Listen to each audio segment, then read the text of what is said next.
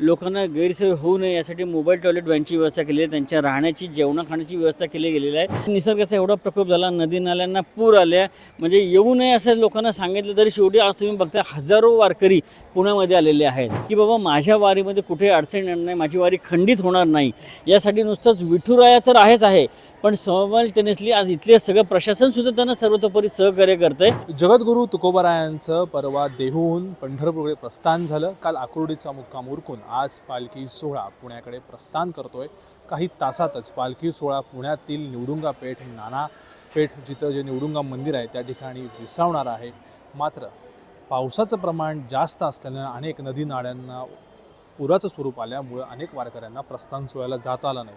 मात्र ह्या वारकऱ्यांची गैरसोय होऊ नये म्हणून पहिल्यांदाच मंडळाकडून, शासनाकडून, प्रशासनाकडून पुण्यामध्ये अगदी निवडुंगा विठोबाच्या पाठीमागेच मोठा एक मांडव उभारण्यात आला, ज्याच्यामध्ये 3 ते 4 हजार वारकरी आरामात व्यवस्थित राहू शकतात। वारकऱ्यांची काळजी घेणं म्हणजेच आलेल्यांचं आदरातिथ्य करणं आणि त्यांची काळजी घेणं, त्यांची गैरसोय कोणतीही होणार नाही यासाठी मंडळाने जी आहे ती चोख जबाबदारी घेतलेली आहे आणि ती जी जबाबदारी आहे ती देखील पूर्णपणे पार पडलेली आहे। याचं आपण उदाहरण पाहतो की इथे सगळे वारकरी आज चालून थकले दमलेले आहेत, ते देखील इथे आता आराम करतायत।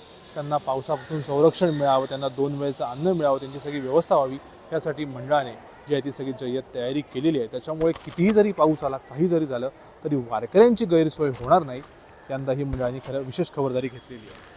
अगदी बरोबर आहे। आज जसं आपण म्हणतो की बाबा जन्मोजन्मीचा आस माझी पुरवावी, किंवा तुम्ही म्हणता की जसं आज साधू संत येती घरातोची दिवाळी दसरा, पण यंदा आपण बघितलं की निसर्गाचा जो प्रकोप झाला होता, प्रचंड पाऊस, नदी नाल्यांना पूर आला होता, पण वारी चुकवायची नाही हा एकच हेतू असतो। वर्ष लोक वारीची वाट बघत असतात आणि वारी चुकता कामा नये म्हणून जे आज हजारो लोक इथं पुण्यामध्ये आले आहेत। आज प्रशासनाने पण त्यांना विनंती केली की तुम्ही आळंदी देहुला न जाता पुणे येथे या, पण पुण्यामध्ये वारकऱ्यांची कुठल्याही प्रकारची गैरसोय होऊ नये यासाठी मंदिर प्रशासन असेल किंवा पुणे महानगरपालिका असेल किंवा पोलीस प्रशासन असेल, यांच्या समन्वयाने या आलेल्या वारकऱ्यांची, जसं आपण म्हणतो की आज संत आपल्या घरी आल्याच्यानंतर सेवेची संधी मिळावी यासाठी आज आपण बघता की पहिल्यांदाच जर्मन हँगिंग आज इथं मांडव घातला गेलेला आहे। लोकांना गैरसोय होऊ नये यासाठी मोबाईल टॉयलेट व्हॅनची व्यवस्था केली आहे, त्यांच्या राहण्याची जेवणा खाण्याची व्यवस्था केली गेलेली आहे। ऐन वेळेला त्यांना कुठलाही जर का प्रॉब्लेम आला तर त्यासाठी मेडिकल फॅसिलिटी उपलब्ध केल्या गेलेल्या आहेत। यावेळेस जास्तीत जास्त हा सोहळा कसा सुखकारक होईल यासाठी सर्वतोपरी शासनाने, मंदिर प्रशासनाने प्रयत्न केलेले आहेत। खरं किती जरी तंत्रज्ञान अद्ययावत जरी झालं तरी निसर्गाच्या प्रकोपाला कोण रोखू शकत नाही। प्रस्थानाला जाताना आलेलं पूररेषा सगळ्यांनी पाहिली, अनेक ठिकाणी नदी नाले दुथडी भरून वाहत आहेत। त्याच्यामुळे पुण्यात देखील अशी काही गैरसोय होणार नाही याची देखील तुम्ही काळजी घेतलेली। वारकऱ्यांकडनं काय म्हणजे कौतुक झालं, त्यांना इथे राहायला जागा मिळते याची माहिती मिळाली, काय प्रतिक्रिया आली त्यांच्याकडे?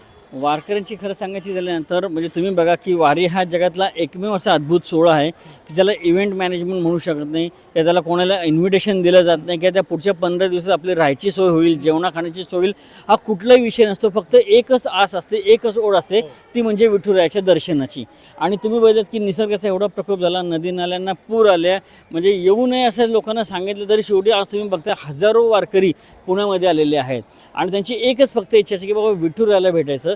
आणि त्या आशेने आज ते पुण्यामध्ये आलेले असताना आज आपण इथं बघत आहात की त्यांची कोणत्याही प्रकारची गैरसोय होऊ नये यासाठी जे काही मंदिर प्रशासन असेल किंवा महानगरपालिका असेल यांनी जी व्यवस्था केलेली आहे, त्यामुळं आज तो कुठेतरी सुखावलेला आहे की बाबा माझ्या वारीमध्ये कुठे अडचण येणार नाही, माझी वारी खंडित होणार नाही, यासाठी नुसतंच विठुराया तर आहे पण समवेलटेनियसली आज इथले सगळं प्रशासन सुद्धा त्यांना सर्वतोपरी सहकार्य करतंय आणि यासाठी अत्यंत सांगतो वारकरी लोकांचे आशीर्वाद आज सगळ्यांना मिळणार आहेत। कुठलं गाव तुमचं? आमचं गाव नांदेड जिल्ह्यात आहे। नांदेड जिल्ह्याचा काहीतरी 25 वाऱ्या झाली। 25 वारा हो, 25 वाऱ्या झाल्या आमच्या तुकाराम महाराजांसोबतच। तुकाराम महाराजसोबतच। आणि इथं मंदिरात दरवर्षी येत आहे? नाही, आता 2 वर्ष झालं येवल्या इथं, कुठं राहत्या असंच। आता हे सगळं मंडळ वगैरे उभारलं की सगळं चांगलं झाले आता हे ना, बरं झालं, बरं झाले, चांगलं झाले आता।